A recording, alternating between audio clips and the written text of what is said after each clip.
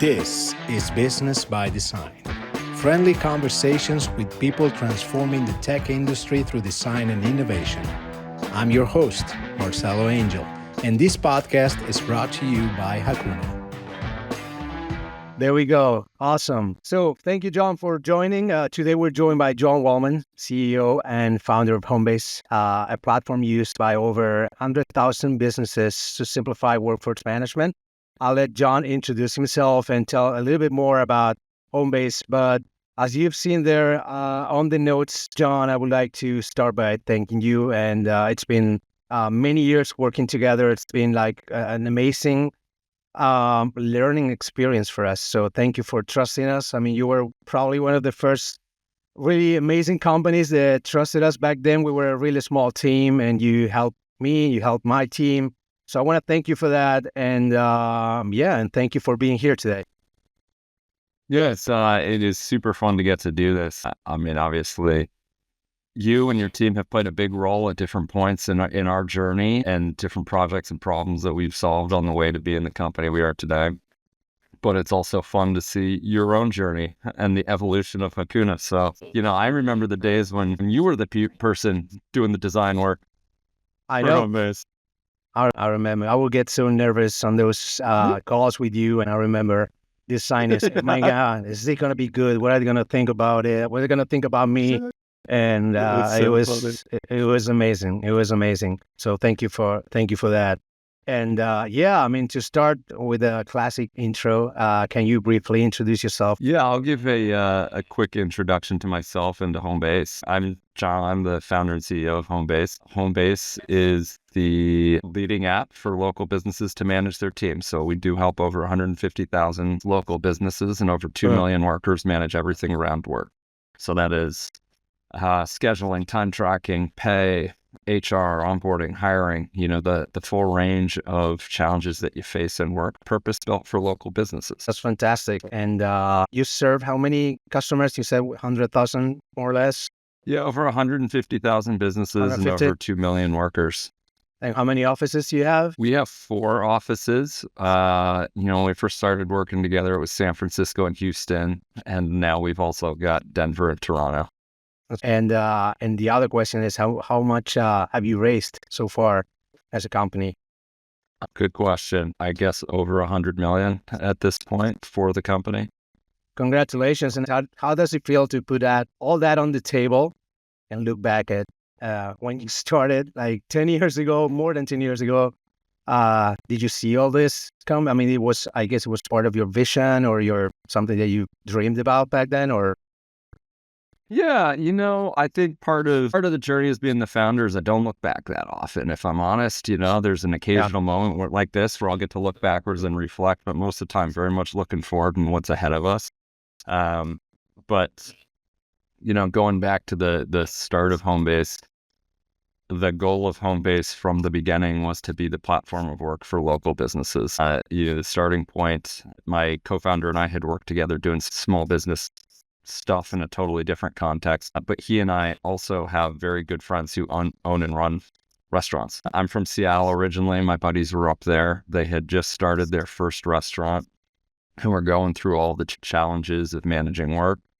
My sister was working in restaurants up in Seattle at the time. I knew what her experience as an employee looked like. It didn't look any different than my experience as an hourly employee, 10 years before that. And so that's really what Homebase was about from the beginning. It was about being this full platform for work. We started with scheduling and time tracking and communication, but the goal was always to be something much broader. And I say that because in many ways, I think from a product standpoint, I assumed we'd be at this point much faster. That's some of that optimism and naivete that you have in starting a company. But it's exciting to be here now, and I'm super excited for what we get to build from here. And let me ask you, because we need to talk about design, and nowadays everything is about experience design. Was design really important back then when you started? How important was it? Were you actually paying attention to the experience that you were providing in terms of the usability on the app, on the platform, the product that you were building? Or you were just, okay, you know what, let's just put out an MVP and we'll see that later?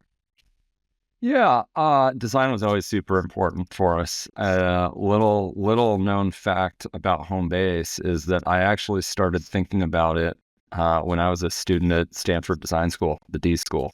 And I share that because I think a lot of the things I learned there, are not just about the value of good product design, but frankly about kind of design thinking as an approach is really important, has been really important to Homebase the whole time. Core to how I think we built ourselves, how we differentiated along the way. Yeah.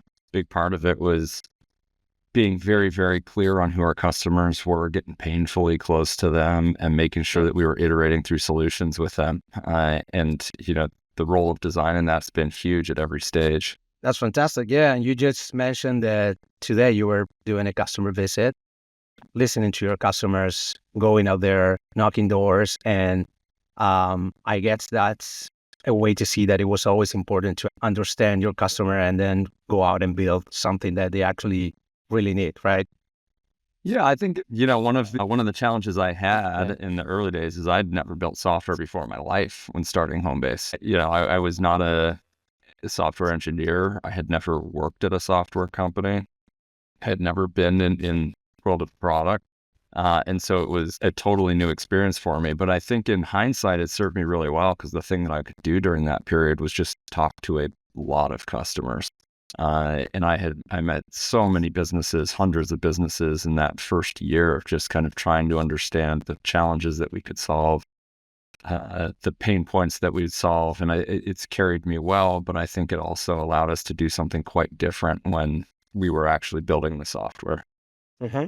Was it hard for you to explain all the details, the interactions, the ideas to, for example, to VCs or when you were pitching the project, the product and trying to raise money? Yeah, I think, one of the powerful things about design, even from a prototype standpoint, is it does allow folks to kind of imagine the future that you're trying to build. And so, as our part of a design process, there was always kind of how do we lead with design and kind of paint a picture of where we're trying to go through high fidelity mock-ups, things like that. And, that was clearly important for investors too.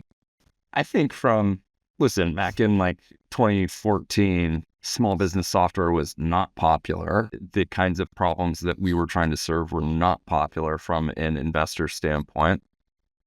I think the visuals of it helped, but the most important thing was, very, very fortunate to find incredible investors who had a very unique vantage point on the problems we were trying to solve. And I think what our designs were doing was not convincing them that like, hey, these were problems worth solving, but that we had kind of a unique point of view on how to solve these problems. Mm-hmm. How involved were you back then in the beginning in terms of design? Yeah, I mean, I'm not a talented designer by any means, but go back in time, and this will really paint the picture of what it was. I mean, back in the early days of Homebase, I was, mocking up wireframes in like PowerPoint. That was the tool available to me, like very low res mockups in PowerPoint that I would then work with a designer to like work through the visuals on. But wireframes were how I was communicating product. It wasn't like PRD docs. It wasn't anything like that. It was through wireframes. And so I think that's, I wish that I had your abilities as a designer. I wish I had the abilities of all the super talented designers we have on Homebase, or the super talented product managers for that standpoint. I didn't have either.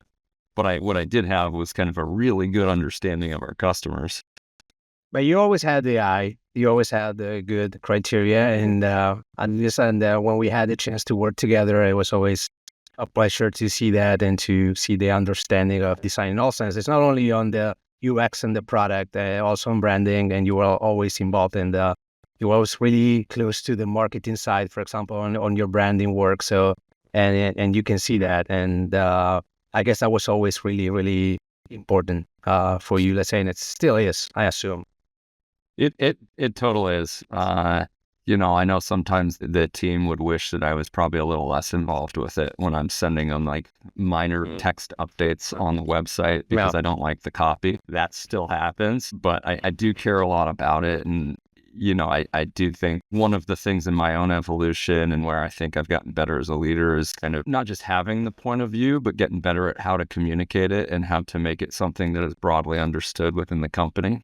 And I think that requires having great partners as well, from a marketing standpoint, from a design standpoint, people where you're kind of like really clicking on what is the emotion and the feeling that you're trying to create. Yeah, absolutely. And how do you feel that design decisions actually influenced the business growth of Homebase over the years? Yeah, I think we went through a journey on that. I think right out of the gate, design was a big differentiator for us.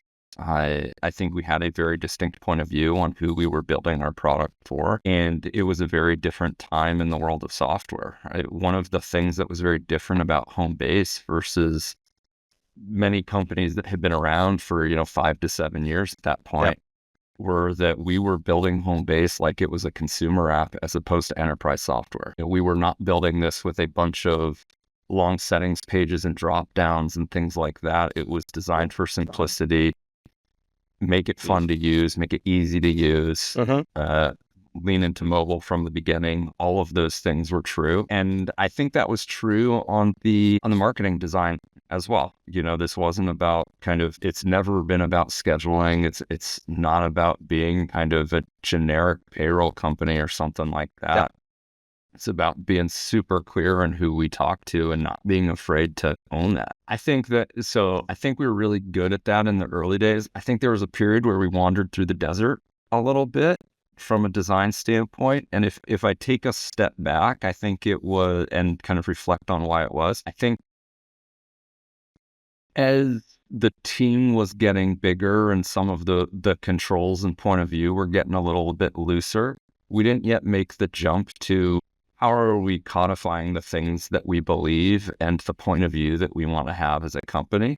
And I think in reflection, it's like the old adage of I would have made it shorter if I had more time. Simplicity takes work, but so does kind of like building with emotion takes time. And in the absence, when you're moving fast and when you're not essentially controlled around that stuff, the shortcut is to make things a little bit more complex and also to kind of like sand down the edges a little bit from a feeling standpoint. So I think our visual design, frankly, just got a little more boring and disconnected across the product. And I think our whole product just got more complicated. Now I think we've and I'd say the same thing from a marketing site standpoint. We were kind of like losing the emotion and the feeling in there. We had to make a really conscious effort to kind of reinvest in that and bring that back. Probably 3 years ago was when we really said this is important. We've kind of lost our way a little bit. Let's bring it back into the product and marketing. Yeah, absolutely. Yeah. And I guess, and I remember that we've talked a lot about this in terms of how sometimes, the industry itself or the different trends out there or the different patterns, design patterns and different ideas that might come up, it makes you unconsciously sometimes go in a certain direction and lose track of what your customer, your user might really need and what's the actual goal that you're trying to accomplish. So it's always nice to do that introspection and get back on track like you guys did. Yeah, and I think see that now with really strong design leadership and a really strong point of view from a brand standpoint makes that much easier. It makes it much easier for everybody on the team to feel comfortable building in Homebase way versus kind of the generic what is software in 2024 way. Yeah, and I remember the last conversation we had, you said something that I loved in terms of so many years looking at what other great companies were doing and trying to emulate or replicate some of their ideas and some of their designs. And maybe right now you're the ones that can set some trends. And maybe people should start copying Homebase in terms of how you guys solve problems. So I love that. And I guess it came with the growth that you guys had and all the knowledge and the leadership in terms of design. Yeah, I think, we are at this just incredible inflection point from a product and design standpoint now with AI, where the snow globe is getting shaken here around UX and how people are going to interact with product and all of that stuff. And I think for us as a company, it was exactly this, which is, hey, we're a product that millions of people interact with. So we don't have to be totally subject to the decisions that other companies make and how these things should be. We can have our own point of view on what's excellent and, lead a little bit more over the next stage of what is product in an era of AI tools. Mm-hmm. Yeah, we're going to talk a little bit about that. I have here a couple of, I don't know if you saw this on the notes, but a fan rapid fire section just to make it fun a little bit. Then we'll see if we're going to include this or not. We might. I hope it's fun, but just to make it a little bit different, I'm going to give you some options and you just tell me your selections, but like favorite design collaboration tool. We're a Figma house here. Okay. I'm a believer in it, but I would say still my favorite would be the actual prototype. Okay. Most memorable Homebase moment. There's so many memories that I remember so distinctly. First customer that I didn't meet, the first time that somebody just signed up on our marketing site, kind of the first time getting feedback on basically every new product. First time going to a random city and being able to meet somebody using Homebase. These things really stick with you at every. Yeah. It's very, very customer-centric for me a lot of the times, but of course, those memories really stick with you. What's the one app that you cannot live without? I am a big music guy, so probably Spotify, but we're also here in football season, so Sleeper. I'm in some pretty competitive fantasy leagues. Oh, okay. Take that pretty seriously for about 4 months every year. It's awesome. Yeah. Are you more into the professional football, like the NFL, or more like a college? Definitely the NFL. I'm okay. Seahawks first, fantasy second, NFL third. That's probably my hierarchy of football preference. And we recently switched over to Sleeper. If you want to see some product innovation happening in sleepy category, fantasy football is kind of a funny place to look. What's happening? Yeah. And this is a tough one. Work from home or work in office? Yeah, that's not a tough one. I'm a big work from the office person. We've been pretty core office culture for since the beginning. We brought everybody back to the offices 2 days a week of beginning of last year. I want to say it was beginning of last year. We went through a period where it was optional there for a while, but no, we're hybrid. And the last one, I guess it has to do with your beginnings, tuxedos or hoodies. Yeah, deep cut here. My first real job was working at a local business renting tuxedos. That was my high school job.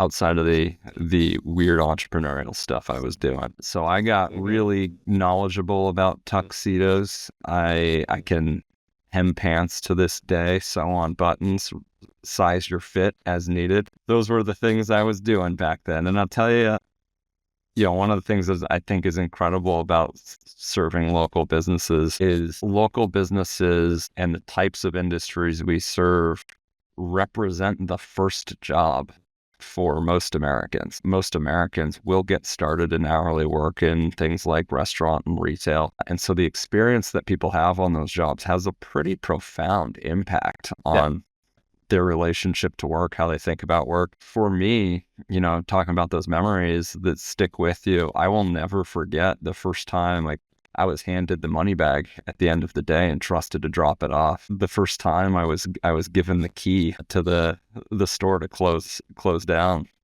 I will never forget the first time I had the record sale for the month.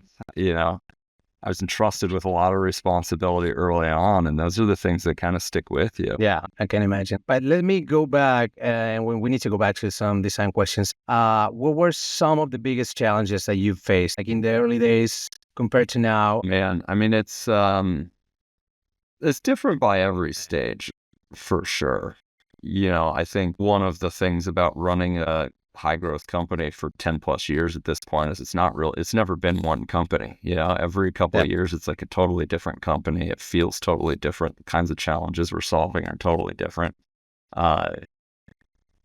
So I think the meta challenge is how do you evolve and evolve through that, as a leader, as a product, as an organization, culturally, the ways that you work, as the team grows and hits breaking points in different ways, how do you kind of charge through that? How do you build a company that's very resilient to the fact that you're going to be changing all of the time? That's a non-answer, but that's the meta challenge, I suppose. Yeah. And I have a question here, like, how do you actually find the balance between empathy, personalization, simplicity, and functionality from a design perspective, especially understanding that you might have non-technical, owners and users and employees, and everyone has different needs.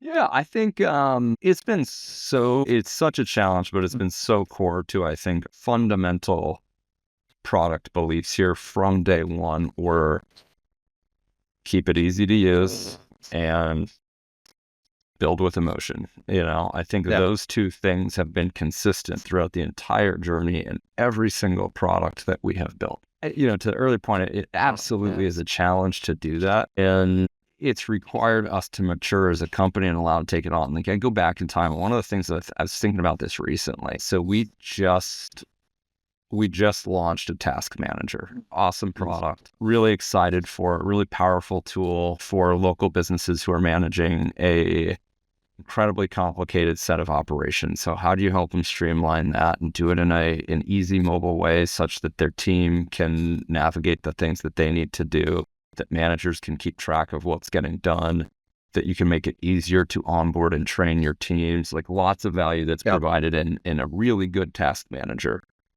Also, we tried to build a task manager in 2015, failed miserably at it, shut it down. And so, effectively, it's been 9 years before we came back and said, we can take on this product again. And if I go back and I think about why was it so hard before, it was because we couldn't find that balance between the simplicity and the personalization. You think of the early days of Homebase, we had scheduling. It was okay, well, I can get a copy of the schedule from 10 different local businesses, potential customers.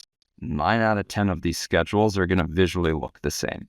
That's a pretty easy thing to move online. That's not where the magic is in simplifying the presentation of this thing. Shannon's I go to a local business and I ask for your task list, 10 out of 10 of those are going to look very different. The kinds of tasks that they're tracking, how they're organized, how they're tracking completion, what they need. Tasks are a very personal thing. Yeah. And so I couldn't solve it, back in the day. So I kind of pulled the ripcord. We abandoned that product back when it was being beta tested with, 5 businesses. We were so small at the time, pulled it out, but then revisited. It was there's no way to avoid doing tasks. This is too important to our customers. It's too valuable of a thing. Now it's obvious how it's going to integrate into every part of Homebase. We have to solve this problem. Team did an incredible job. They found the sweet spot of keeping it easy to use and simple, having flexibility without making it complicated. That to me is that super hard challenge. And honestly, it's just they put the time into it. They really got deep into the task list. And at this stage of a company, we can talk to way more businesses and process the problem differently. But I think that's a perfect example of we won't build something if we don't have a point of view on how should the product exist, how can it be easy to use, and how can it be something that has that emotion in it. Sounds awesome. And I guess it's a matter of timing sometimes, right?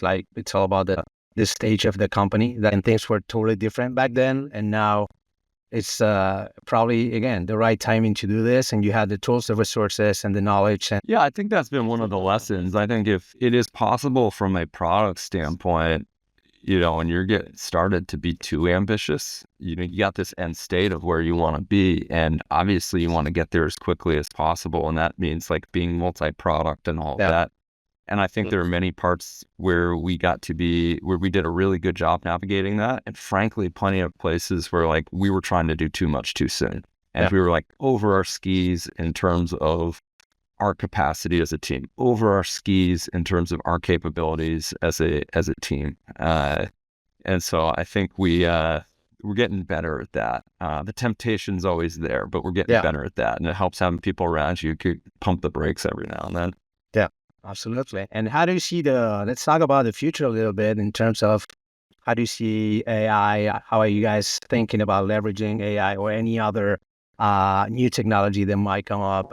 What do you see there? I genuinely am more excited for what we can build from a product standpoint than I have ever been. I think technology change, product change, all of that is going to enable us to move faster on some things that have always been on our roadmap, but frankly, do things that like we wanted to do, but didn't know if we'd be able to, as well as unlocking things that we never knew we'd be able to do. So I have never been more excited for what we can build from here. And now to be able to do it from a foundation of serving 2 million plus workers and bringing things out into a broad audience is really fun and exciting. But, this to our previous conversations, it's a little bit of the Wild West right now in terms of what are going to be those new design patterns? How do people want to interact with products? And I think in this moment, like I am personally trying to find that right balance between being open-minded and learning from developing patterns, how other companies are approaching this without losing kind of a first principles view of here's who we serve and what's our point of view on the right way to design products here. There's so much noise out there because there's so many products being built and trying to use this in different ways that I think that individual point of view is super important. But also, I think there is a little bit of at moments like this, it's a good time to kind of build flexibility into it because there's so much might be different 2 years from now. Yeah, and it goes so fast, right? Everything goes so fast. And we discussed this in terms of innovation and how we actually find the time, the team, the space to be open, to innovate, to play with different new technologies, new tools, and at the same time, without losing focus on what we are actually trying to solve. Finding that balance, I guess that's the main challenge right now. Yeah, and you hit on something there, which I totally agree with, which is like ultimately it comes down to the team and the mindset. And I think one thing that we have always preached as a team is, curiosity, growth mindset, wanting to learn. But I would tell you if like I don't, certainly in the last decade of Homebase, there's never been a time where it's been more important, where curiosity is going to be more rewarded in terms of what we can build for our customers, but also personal development and growth. It's fun to see that in the team, but I think as a leader, it's also really important to be reinforcing that in this moment in time. Yeah, and I had to acknowledge and mention that you guys do an amazing work with your hackathons as well. And how many, do you have a number of features that came up of the hackathons that you guys do? Yeah, we've got we are a big hackathon culture, have always been from the beginning. We've got, totally big products like our earned wage access product, Cash Out, which came out of a hackathon. It was kind of prototyped during a hackathon. Yeah. We've got specific features that came out of a hackathon, kind of some of the redesigns in the product, particularly in the mobile app. There's some changes we just made that we're just teams kind of trying to reimagine a little bit of the profile and the employee experience. So yeah, we're big hackathon culture. We got our next one coming up in about 3 weeks. Literally, we're talking yesterday around what's the theme going to be? How do we want to kind of unleash some of that curiosity? That's awesome. And I'm proud to say that I was part of one. On one of my trips to San Francisco, it was so much fun. Yeah. But I mean, it's an amazing space for you guys to innovate, that you guys foster and create. And And again, it gives you tangible results, and that's a way to, grow that culture internally and find those spaces to create things, to play around with different things, to give the team the freedom to explore, and then, new features, new products, new things, and that's a way. Yeah, I think it is absolutely one of those things that reinforces that curiosity. Give people the room to explore and try things that they're interested in. I also think it has been hugely beneficial to us from a learning standpoint. One of our values, is no day wasted. Talk about it all the time. Big part of that is, what can we learn today to make better decisions for tomorrow? And I think what hackathons have been is just like an incredible playground to kind of attack new problems, try different technologies, things like that make them more comfortable, that allow us to kind of like fit it in when everything is so busy all the time, and kind of get very comfortable working it into the roadmap, or then saying, oh, like there's something here. Mm-hmm. Yeah. And how's your approach to leadership on decision making evolved since the early days with all this in mind? I'm going to say that probably the same like trite stuff that I think a lot of founders and leaders, and I'm sure you probably give some variation of the same answer. I think a lot of this comes down to learning to trust my gut more, learning to trust my instincts in the decisions that we're making in the company, is in the things that I want to do as a leader, and the type of culture that we are. It's hard to build a company. The role is changing all the time. Anytime you think you're getting good at it, the role's going to change pretty dramatically in one way or another. That's true of a CEO, but it's true of everybody, every leader at the company, every manager at the company, everybody at the company. And I think as a leader, I sit here now through a lot of those ups and downs, feeling like, okay, I can trust my gut on a lot of these decisions. Mm-hmm. What's the best part about leading a company like Homebase? Two things. I mean, one, meeting customers and knowing the impact on local businesses, and indirectly the impact on a lot of people's lives and a lot of communities. I mean, that's really gratifying. It is so gratifying for me to be able to drop into any city in the United States, pull up the map, see where the Homebase customers are, go meet them, and hear some story about how Homebase has made their life easier. Like, that is so incredible to think from, like, hey, some random wireframes on PowerPoint have now led to this. That's incredibly gratifying.